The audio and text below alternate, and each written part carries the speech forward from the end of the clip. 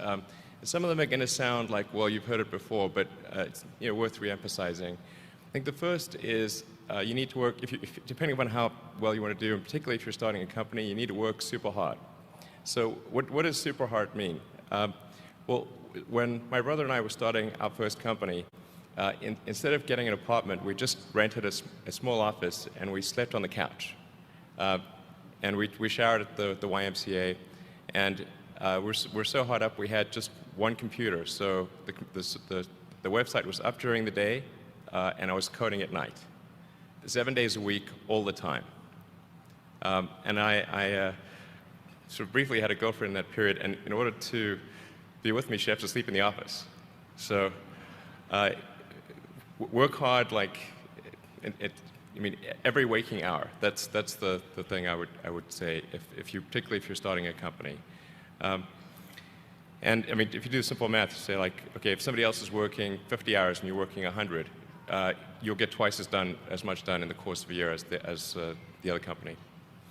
The other thing I'd say is that if you're creating a company or if you're joining a company, the most important thing is to attract great people. So either join a group that's amazing, that you really respect, or if you're building a company, you've got to gather great people. I mean, all a company is a group of people that have gathered together to create a product or service. And so depending upon how talented and hardworking that group is, and the degree to which they are focused cohesively in a good direction, that will determine the success of the company. So do everything you can to gather great people if you're creating a company. Then I'd say focus on signal over noise. A lot of companies get confused. They spend money on things that don't actually make the product better. So, for example, at Tesla, we've never spent any money on advertising. We put all of the money into R&D and manufacturing and design to try to make the car as good as possible.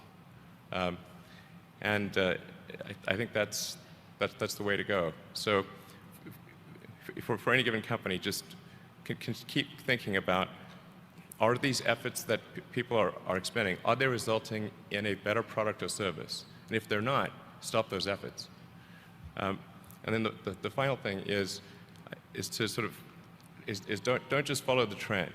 So you may have heard me say that it's good to think in terms of the physics approach or first principles, which is, rather than reasoning by analogy, you boil things down to the most fundamental truths you can imagine, and you reason up from there. And this is a good way to figure out if something really makes sense, or if it's just what everybody else is doing. It's hard to think that way. You can't think that way about everything. It takes a lot of effort. But if you're trying to do something new, it's the best way to think. And that framework was developed by physicists to figure out counterintuitive things like quantum mechanics. So it's really a powerful method. Anyway, so that's, and then I think that the final thing I would encourage you to do is, now is the time to take risk.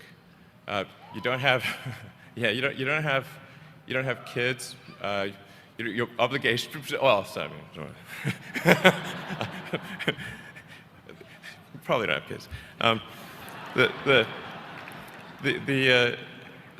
But as you get older, your obligations increase. So and once you have a family, you start taking risk not just for yourself, but for your family as well. It gets much harder to do things that might not work out.